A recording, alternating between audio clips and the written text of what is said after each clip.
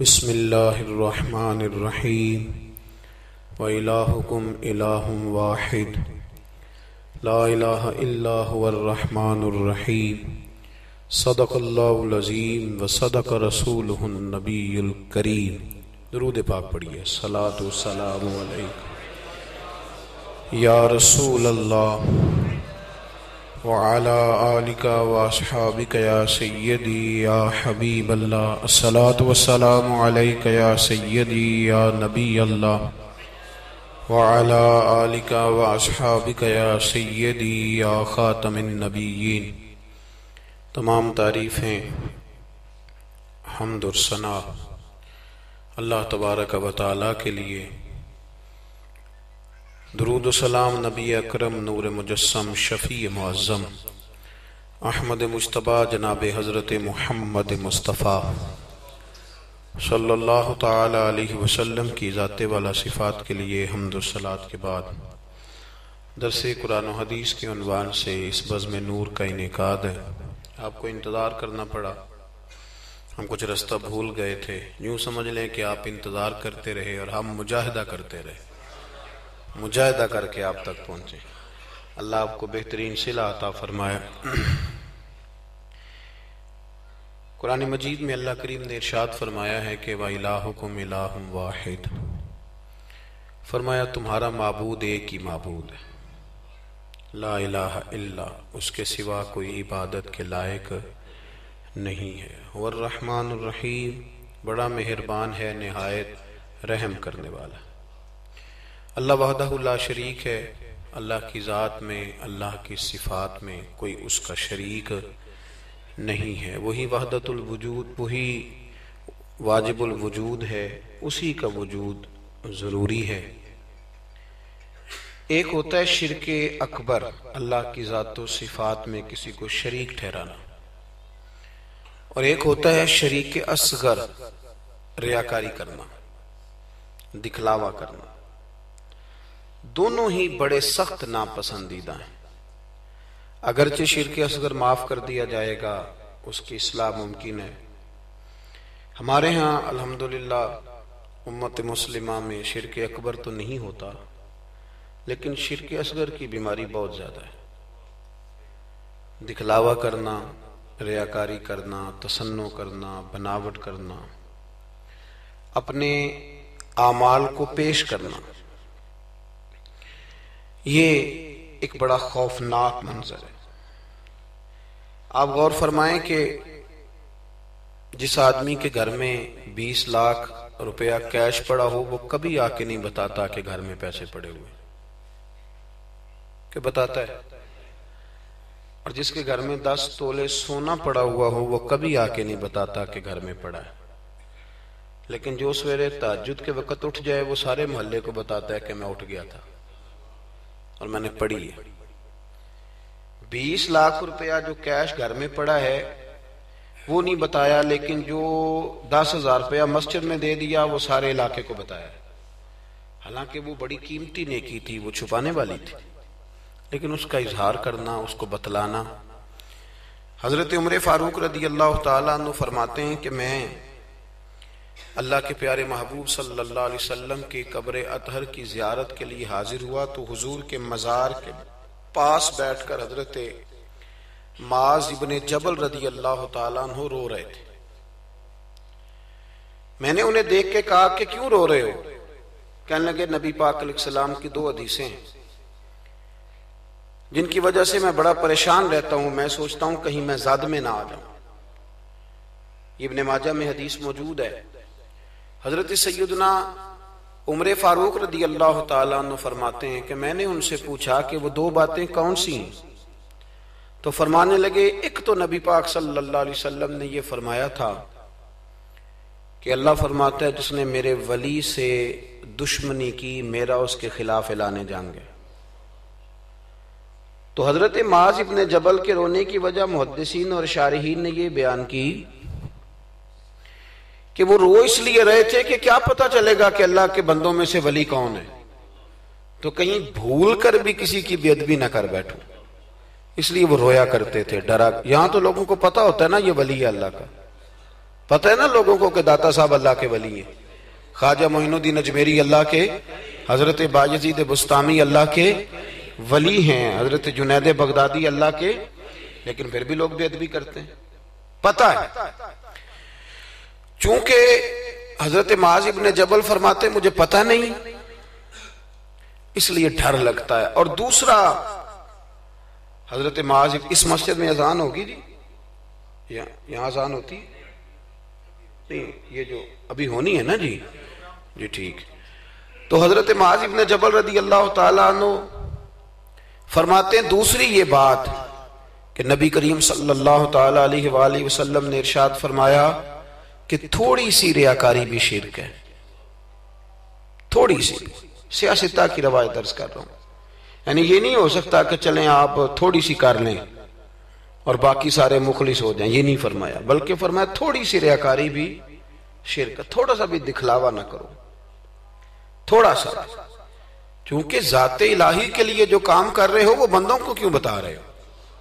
جو کام اللہ کی رضا کے لیے، اس میں بندوں کی شراکت کا کیا معنی ہوگا؟ میرے عزیز دوستو، ہمارے ہاں معاشرے میں گھٹن تب پیدا ہوتی ہے جب لوگ نیکیاں چھپ کے نہیں کرتے.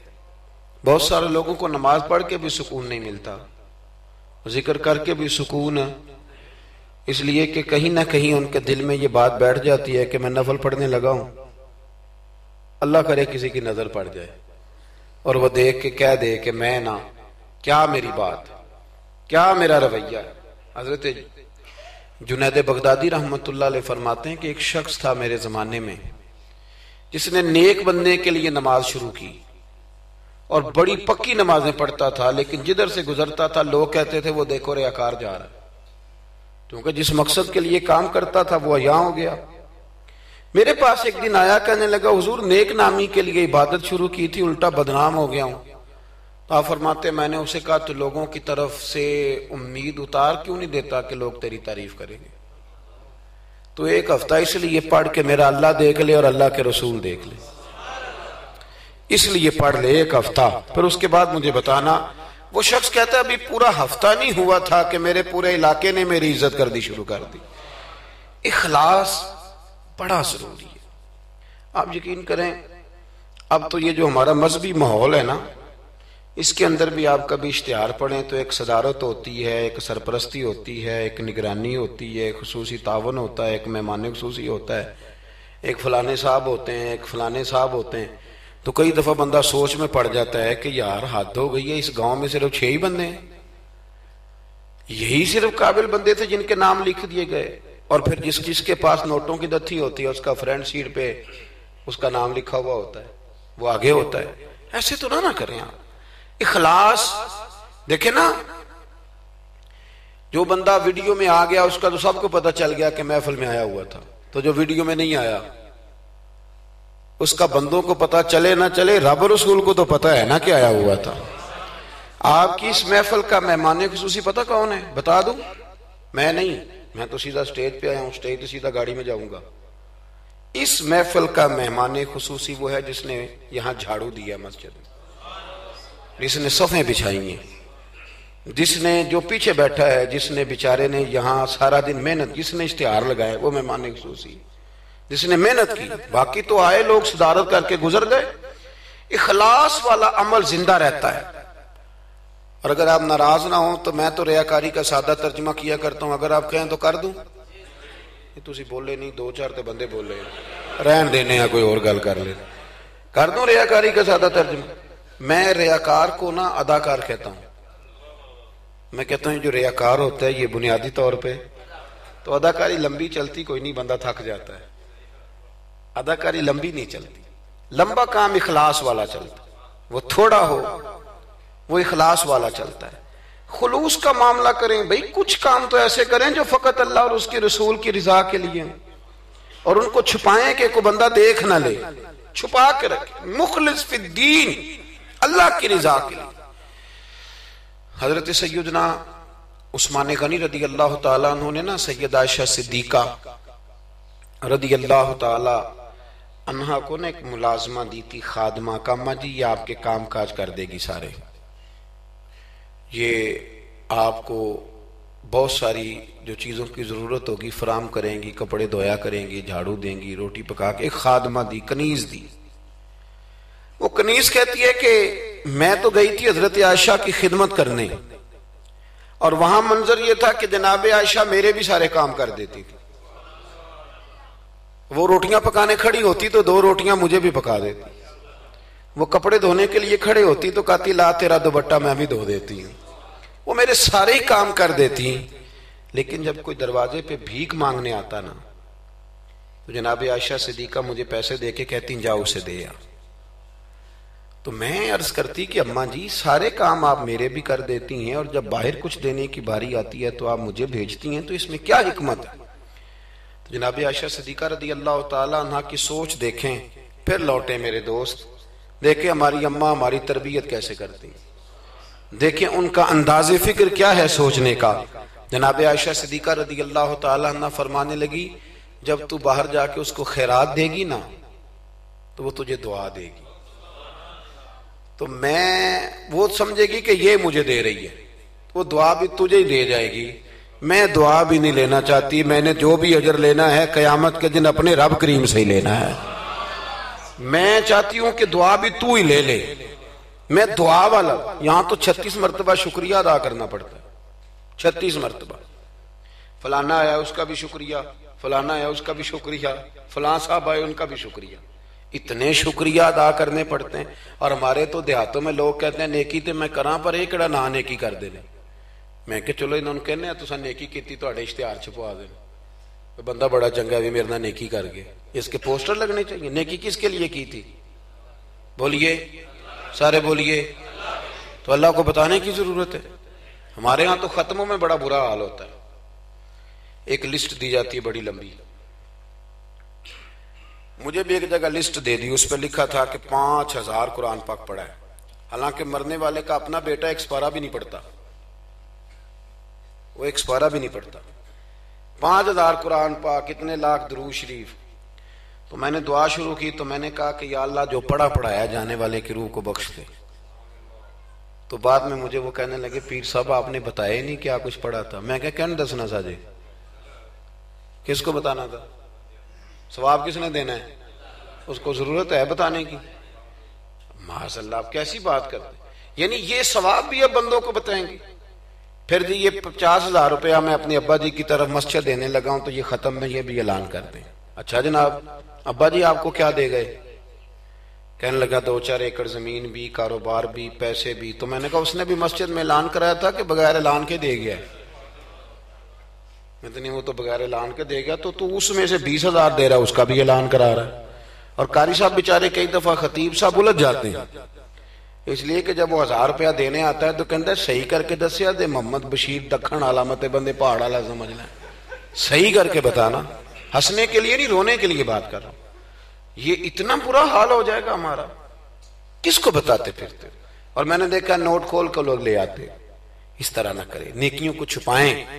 چھپی ہوئی چیزیں قیمتی ہوتی، یہ قیمتی چیزیں ہوتی، یہ قیمتی ہوتی۔ حضرت عبداللہ ابن مبارک بہت بڑے درویش گزرے، عالم بھی تھے، صوفی بھی تھے، درویش بھی تھے، حدیث کے بہت بڑے استاد بھی تھے۔ اور جو صوفیاء سابقون الاولون ہوئے ان میں آپ کا نام ہے۔ آپ نہ اکثر اپنے کوفے کے علماء سے استفادہ کرنے کے لیے نہ کوفے آیا کرتے تھے۔ ہر شعبے میں کچھ لوگ اسپیشلسٹ ہوتے ہیں، تو علماء کے شعبے میں بھی کچھ لوگ اسپیشلسٹ ہوتے ہیں۔ یہ الگ بات ہے کہ آج کل جو ایک عمرہ کر رہا ہے وہ مفتی ہوتا ہے، اور اگر حج کر رہا ہے تو پھر تو شیخ الحدیث ہے، وہ کہتا ہے سارے مسئلے اب میں ہی بتاؤں گا۔ اور دو کی کتابیں پڑھ لے تو پھر تو کہتا ہے مولویوں کی پتہ ہوئے، سارا پتہ تو مجھے۔ اللہ تعالیٰ سمجھنے کی توفیق دے۔ حضرت عبداللہ ابن مبارک جاتے تھے کوفے کے علماء کے پاس، اور وہاں جا کر کے ان سے استفادہ کرتے تھے۔ اب تو ہوٹل بن گئے ہیں، آپ جس ملک میں جس ایریے میں جاتے ہیں ہوٹل بک کر دیا جاتا ہے، اب وہاں قیام کرتے ہیں۔ اس زمانے میں یہ طریقہ نہیں تھا۔ مسجدوں کے ساتھ لوگوں نے مہمان خانے بنائے ہوئے تھے، وہاں جا کے لوگ قیام کرتے تھے، کھانا پانی مسجد میں لوگوں کو پتہ چلتا تھا، مہمان آ گیا وہاں لوگ کھانا بھیج دیتے تھے۔ حضرت عبداللہ ابن مبارک رحمت اللہ علیہ اکثر اس مہمان خانے میں کوفے جا کے رکتے۔ ایک نوجوان تھا، اس کو علماء کی خدمت کا بڑا شوق تھا، اللہ کے بندوں کی خدمت کا شوق لگ جائے تو پھر اللہ بڑی رحمت فرمایا کرتا ہے. اسے بڑا شوق تھا, وہ بڑی خدمت کرتا, آپ کے لیے کھانا لاتا, پانی لاتا, چائے لاتا, تکیہ پیش کرتا. بڑے مہینوں سالوں سے ملاقات رہی. پھر ایک دفعہ حضرت عبداللہ ابن مبارک آئے کوفے میں تو پوچھا کہ وہ نوجوان کہاں ہیں. لوگوں نے عرض کی حضور وہ چھوٹا سا کاروبار کرتا تھا تو اس پہ قرضے چڑھ گئے. جن لوگوں کے پیسے دینے تھے نا وہ بڑے تگڑے لوگ تھے, انہوں نے پرچہ کٹوا دیا. کوتوالے شہر سمجھ لیں کہ ایس ایچ او گرفتار کر کے لے گئے. جب تک بندہ سخاوت کر رہا ہوتا ہے تب تک نہیں لوگ پوچھتے کہاں سے آئے ہیں, اور جب بندہ کہیں الجھ جائے نا تو پھر بندے کہتے ہیں اوہو بندہ ہی ٹھیک نہیں تھا. بڑے بڑے لوگوں کو نقصان ہو جاتا ہے کاروبار میں, یہ کیا بات ہوئی. حضرت عبداللہ ابن مبارک کو پتا چلا. ویسے آج کل کا کوئی پیر ہوتا تو وہ پیر صاحب پتہ کیا کرتے ہیں, جب تک مرید جھاڑو دیتا رہے پھر تو وہ کہتے ہیں میرا منظور نظر ہے, لیکن اگر قرضے چڑھ جائیں تو کہتے ہیں اس کا ذاتی معاملہ ہے, میں ذاتی معاملات میں مداخلت نہیں کرتا. تو جب تیرے گھر میں 6-6 درجن کنوں لے کے آتا تھا تب ذاتی معاملہ نہیں تھا, اب ذاتی معاملہ ہو گیا ہے. اسی طرح کام لیڈر کرتے ہیں, کام کراتے رہتے ہیں سیاستدان, اور اگر بندہ الجھ جائے تو کہتے ہیں اس کا ذاتی معاملہ ہے. تو جب دفتر کھلوا رہا تھا تب ذاتی معاملہ نہیں تھا.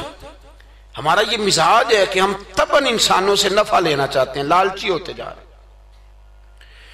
سیدنا عبداللہ ابن مبارک رحمت اللہ تعالی علیہ نے کہا قرضہ چڑھ گیا ہے اور وہ بند ہے جیل میں. آپ گئے, جا کے کوتوال سے ایس ایچ او سے ملاقات کی. فرمایا ماجرا کیا ہے, معمہ کیا ہے. وہ کہنے لگا حضور بچہ بے قصور ہے,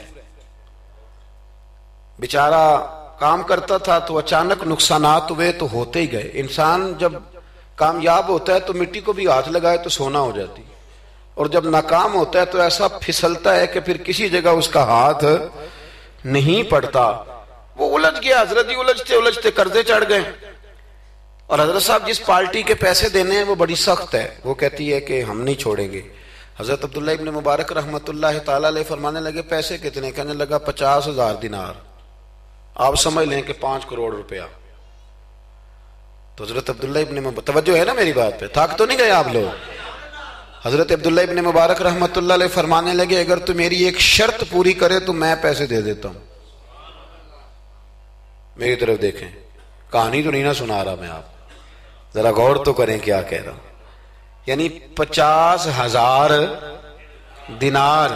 فون بند کر لیتے ہیں لوگ اگر آپ کو پیسوں کی ضرورت پڑ جائے تو, لوگ فون بند کر لیتے ہیں. ویسے کہتے ہیں چودھری کو حکم ہوا تھے 10 اور جب وہ بتا دے پھر چھٹی. 50,000 دینار. حضرت عبداللہ ابن مبارک رحمت اللہ علیہ فرمانے لگے میری ایک شرط پوری کر, پیسے میں دیتا ہوں. اس نے کہا حضور 50,000 دینار ہیں. فرمایا میں نے سن لیا ہے پر میری شرط پوری کر. اس نے کہا حضور وہ کیا. آپ فرمانے لگے اس نوجوان کو بتانا نہیں اس کے پیسے کس نے دیے, پیسے میں دے دیتا ہوں. اس نے کہا حضرت جی اسے نہیں بتانا. آپ فرمانے لگے اس کے لیے نہیں دینے, میں نے اللہ کی رضا کے لیے دینے, اور جس رب کے لیے میں نے دینے ہیں اسے بتانا نہیں پڑتا, وہ تو دلوں کے حال جانتا ہے, وہ تو علیم بذات الصدور ہے, لہذا بتانا نہیں. اس کو پیسے دے دیے. نوجوان نے بڑی منت کی کوتوال کی, یار اتنے بڑے پیسے کوئی دے گیا, کوئی 10 روپے تو نہیں دینا, اس محسن کا پتہ بتا, میں تو اس کے پوتوں کی بھی نوکری کروں گا. اس نے کہا میں مجبور ہوں, مجھے حکم نہیں, میں نہیں بتا سکتا. وقت گزر گیا, کوتوال بھی کہیں تبدیل ہو گیا. وہ نوجوان کہتا ہے عبداللہ ابن مبارک بوڑھے ہو گئے, اب گھر میں رہتے ہیں, باہر نہیں آتے. زیادہ ذوف آ گیا, اب جس نے پڑھنا ہے کچھ استفادہ کرنا ہے وہ بھی گھر میں حاضر ہوتا تھا. اللہ اکبر. وہ نوجوان کہتا ہے جیسے جیسے میری عمر بڑھتی شوق بڑھتا کہ یار میرا محسن مجھے مل جائے, میں اس کے پیر ہی چوم لوں ایک دفعہ. اتنا عظیم آدمی. اس کے بعد کئی دفعہ حضرت عبداللہ ابن مبارک ملے بھی. نوجوان کہتا ہے وہ جب بھی مجھے ملتے میں انہیں کہتا بابا جی نیک تو آپ بھی بڑے ہیں پر بندہ تو وہ تھا نا جو میرے پیسے دے گیا. تو وہ فرمایا کرتے چل دعا کرنا اللہ مجھے بھی کوئی کام کرنے کی توفیق دے دے, دعا کرنا. وقت گزر گیا, 15 سال بیت گئے. ایک دن وہ کوتوال کہیں رستے میں مل گیا تو اس نوجوان نے نا سر سے پگڑی اتار کے پیروں میں رکھ دی. کہنے لگا تجھے اللہ رسول کا واسطہ, میں کہیں شکریہ ادا کرنے سے پہلے ماری نہ جاؤں, میرے محسن کا پتہ تو بتا دے, ایک دفعہ بتا وہ کون ہے. وہ کوتوال کہنے لگا تو نے قسم ہی بڑی دے دی ہے, تجھے واقعی نہیں پتا وہ کون ہے. تو نہیں جانتا؟ کہا نہیں. کہنے لگا روز تو ان کی بغل میں بیٹھا ہوتا تھا, بعد میں بھی کئی دفعہ اکٹھے دیکھا. کہا کیا مطلب؟ کہنے لگے حضرت عبداللہ ابن مبارک. وہ نوجوان کہتا ہے میں اتنا تیز دوڑا کہ پگڑی گر گئی, جوتے ٹوٹ گئے, پیروں میں زخم ہو گئے, پر میں بھاگا کہ میں شکریہ ادا کروں. میری اجرت میری محنت سے زیادہ کیوں ہے؟ میرے محسن تیرے احسان سے ڈر لگتا ہے. کہتے ہیں دوڑا گیا, لیکن قربان جاؤں جب عبداللہ ابن مبارک کے گھر کے باہر پہنچا تو رش لگا ہوا تھا. میں نے لوگوں سے پوچھا کیا ہوا, تو کہنے لگے 2 گھنٹے گزرے, عبداللہ ابن مبارک انتقال کر گئے. یہ ابھی 2 گھنٹے گزرے, ابھی بے قدراں کچھ قدر نہ جاتی, کیتی خوب تسلی ہو, دنیا دار پجاری زر دے, کتیاں دے گل ٹلی ہو, بک بک روشن اکھیاں تکیو ویکھ حویلی کلی ہو, تے کوچ نصیر اساں جدوں کیتی پہ جانی تھر تھلی ہو. دنیا جمع ہو گئی, لوگ رو رہے ہیں. وہ نوجوان کہتا ہے کہ میں اندر داخل ہوا تو سفید کفن میں نے نورانی چہرے والا بابا لیٹے ہوئے دیکھا, اور میں نے پھر اپنی داڑھی ان کے پیروں میں رکھی, اور میں نے کہا بابا آپ نے تہجدیں کتنی پڑھی آپ جانے اور آپ کا رب جانے, قرآن کتنے ختم کی آپ جانے اور اللہ جانے, کتنے لوگوں کو علم حدیث دیا آپ جانے اور آپ کا رب جانے, پر جو آپ نے میرے ساتھ کیا ہے نا, مجھے امید ہے اس ایک نیکی کی برکت سے ہی رب آپ کو جنت عطا کر دے. یارو کوئی کام کرنا بھی تو اسے دکھا لینا, اس پر اس قدر زیادہ. تشریف رکھیں جی, اللہ خوش رکھے آپ کو. میں تو خدمت تھوڑی کرانے آیا ہوں, اللہ آپ کو بہت ساری عزتوں سے نواز. میری خدمت اتنی ہے کہ آپ میری کوئی ایک بات سمجھ جائیں, اللہ آپ کو جزائے خیر دے. عزیز دوست, اگر مزاج میں خلوص ہو, ایک دیکھیں نا, بیوی کو آپ سارا خرچہ دیں, اس کی ہر بات مانے, لیکن اسے پتہ چل جائے کہ میرے ساتھ مخلص نہیں, کہیں اور بھی اس کی نظر ہے تو گھر بستا ہے. اور اگر خامند کو پتہ چل جائے کہ کپڑے بھی وقت پہ دھو کے دیتی ہے, روٹی بھی ٹائم پہ پکاتی ہے, لیکن میرے ساتھ مخلص نہیں, تو گھر چلتا ہے؟ اخلاص نہ ہو تو گھر نہیں چلتا, تو پورا دین کیسے چلے گا؟ لیکن لوگ دکھاتے پھرتے ہیں اپنا, آپ بتاتے پھرتے ہیں, الجھ گئے ہیں. کیا ضرورت ہے ان چیزوں کی؟ اگر آپ کے اندر خوشبو ہے تو خوشبو کو تھوڑی ضرورت ہے کہ وہ بتائے کہ میں خوشبو ہوں. خوشبو بتایا نہیں کرتی, خوشبو آیا کرتی ہے. خوشبو بولیے آیا کرتی. امام زین العابدین, بس بات سمیٹنے لگا ہوں, امام زین العابدین حضرت امام حسین کے کربلا میں بچنے والے اکیلے شہزادے, نواسہ رسول, جگر گوشہ بطول, حضرت سیدنا امام زین العابدین بیمار کربلا رضی اللہ تعالیٰ عنہ. امام زین العابدین نا, ان کا وصال ہوا تو جب ان کو غسل دیا جانے لگا تو ان کی پشت پر موٹے موٹے نشان تھے. لوگوں نے آپ کے صاحبزادے سے کہا یہ نشان کس بات کے ہیں؟ تو صاحبزادے رو پڑے, فرمانے لگے میرے ابا جی نا رات کو اناج کی بوریاں اپنی پشت پہ رکھ کے غریبوں کے گھروں میں پہنچا کے آیا کرتے. تب لوگوں میں تجسس پیدا ہوا کہ صاحبزادے آپ کہاں رہتے تھے؟ تو فرمانے لگے میں کئی دفعہ عرض کرتا تھا کہ مجھے دے دیں, میں دے آتا ہوں. تو فرمایا کرتے تھے پتر اگر تمہیں دوں گا تو پھر اس غریب کا نام بھی بتانا پڑے گا, پھر اس غریب کا نام بھی بتانا پڑے گا, تو میں اسے رسوا نہیں کر سکتا. میرا اس کا اور میرے اللہ کا راز ہے. یار کوئی تو نیکی ہو جو چھپی. ہمارے ہاں لوگ کہتے ہیں جی پہلے پتہ کرانا ہے بندہ مستحق ہے کہ نہیں, ہے نا جی. پہلے میں نے امام شافعی سے بھی ایک بندے نے آ کے کہا تھا, اس نے کہا تھی میرا دل بڑا کرتا ہے سخاوت کروں پر مستحق بندہ کوئی نہیں ملتا. تو امام صاحب فرمانے لگے تیرے پاس جو کچھ اللہ نے تجھے دیا ہے تو اس کا مستحق تھا, تیرا حق بنتا تھا. وہ چپ کر گیا. کہنے لگے اگر رب کریم نے تیری خوبی کوئی نہیں دیکھی اور تجھے اپنے فضل سے عطا کر دیا تو اللہ کے بندوں کو کیوں ٹٹولتا پھرتا ہے؟ اب تو انٹرویو اتنا سخت لیا جاتا ہے, اتنا سخت غریب کا انٹرویو ہوتا ہے کہ وہ کہتا ہے اس خیرات سے تو مر جانا ہی بہتر ہے. اتنا سخت انٹرویو لیا جاتا ہے. ہم سخت ہو گئے ہیں ہمارے مزاجوں میں. ہر مانگنے والا آدمی دکاندار. میں رات کو نا لاہور تھا, تو واپسی پہ ایک جگہ پہ نا لاہور سے آتے ہوئے ایک پیٹرول پمپ پہ قریب ہی لاہور کے بریک لگائی بچے نے, کچھ تیل بھروانا تھا, کچھ اور طبی ضروریات تھیں. تو ایک بچی کوئی 10-12 سال کی وہ قریب آ گئی کھلونے لے کے. تو اس نے کہا انکل جی کھلونا لے لو. میں نے اس سے کہا بچے سے کہ کھلونا ہم نے کیا لینا ہے، اس کو 10-20 روپے دو اور ساتھ اس کو کہو کہ بیٹی رات بڑی ہو گئی ہے گھر چلی جا، زمانہ ٹھیک نہیں۔ تو اس نے شیشہ کھول کے کوئی 20 روپے اس کی طرف بڑھائے تو بچی کہنے لگی انکل میں مانگتی نہیں۔ تو بیٹیاں نا، میری بھی بیٹی، میری بیٹی کی عمر کی تھی وہ بھی، میں نے بڑی عجیب سی طبیعت میں بات اتری تو میں نے کہا بھی اس سے کھلونا خرید لو، 200 روپے کا کھلونا خریدا۔ تو اس کو میں نے کہا پتر اتنی رات کو یہاں کیوں گھومتی ہو، 10 بجنے کو ہیں اور آپ اس وقت؟ تو کہنے لگی چچا وہ سامنے کرسی پہ میرے ابا جی بیٹھے، ان کا ایکسیڈنٹ ہو گیا اور ان کی ایک ٹانگ اور ایک بازو کام نہیں کرتا۔ تو میں آپ کو افغانستان کی غربت نہیں سنا رہا، کہ میں آپ کو اپنے ملک کی بات بتا رہا ہوں۔ ہمارے ہاں جس کے پاس 4 پیسے آتے ہیں وہ کہتا ہے ساری دنیا ہی امیر ہے، وہ پھر غریبوں کا دکھ بھول جاتا ہے۔ تو کہنے لگی وہ میرے ابا جی بیٹھے ہیں، میں ان کے ساتھ آئی ہوں، تھوڑا سا سامان اور بیچنا ہے پھر ہم نے گھر چلے جانا ہے۔